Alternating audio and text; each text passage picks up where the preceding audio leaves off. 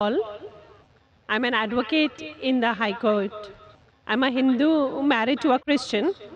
My question, which has come to my mind regarding killing.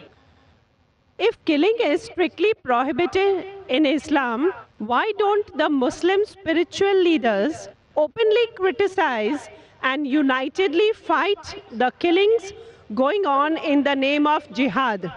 How can Muslims allow Islam to be misused and misquoted by a few of those Muslims who are maligning the name of the entire community in the entire world?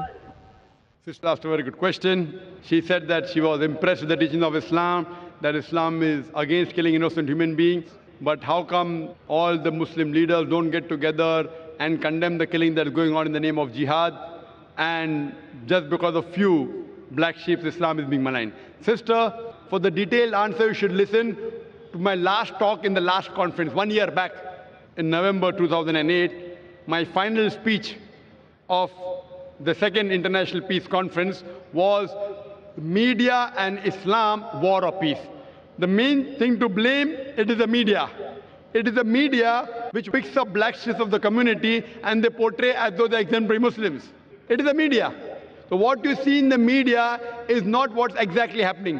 Quran clearly mentions in Surah Maida, chapter number 5, verse number 32, that if anyone kills any other human being, whether it be a Muslim or non-Muslim, unless it be for murder or for spreading corruption in the land, it is as though he has killed the whole of humanity.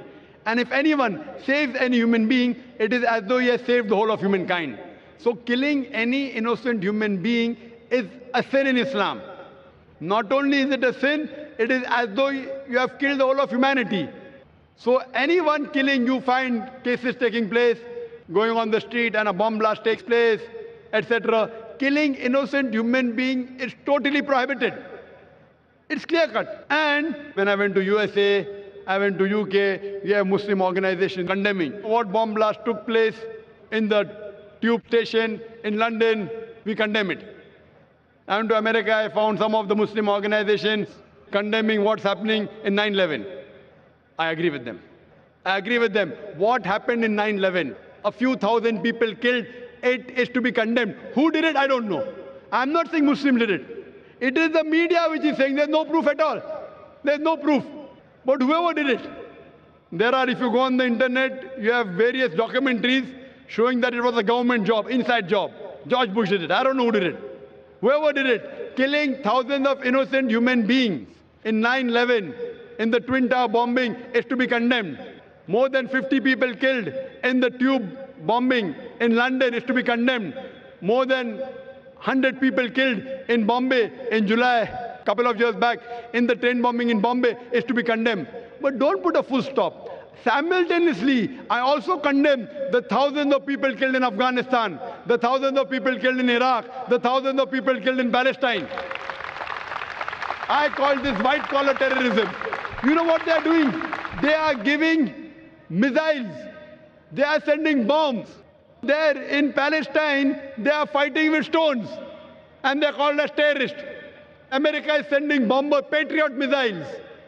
They are sending cluster bombs. Cluster bomb means it falls, it breaks up into many bombs and kills thousands of Afghanis. For what?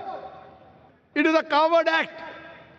Therefore, I said in my last lecture, the biggest terrorist in the past couple of decades, it is George Bush. Number one. There is no one who has killed as many people as George Bush has killed. And now he's no longer there. In Iraq, he has put a sanction on medicine and 500,000 children were killed in Iraq because of George Bush.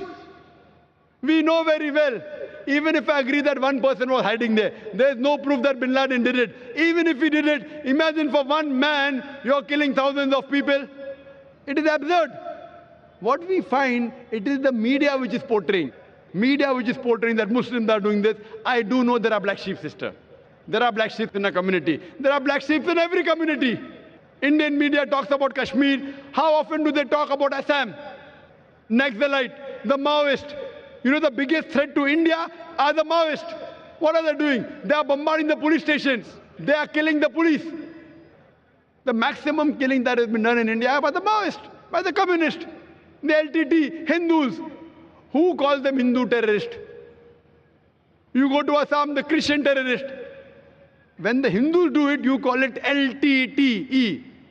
Liberation Tamil Tigers. LM. If you go to UK, IRA. Irish Republican Army. They are Catholics. They have a big difference between the Catholics and the Protestants. No one calls them Catholic terrorists. Why? So what we find, that no religion teaches to kill innocent human beings. But there are more non-Muslims killing innocent human beings than Muslims.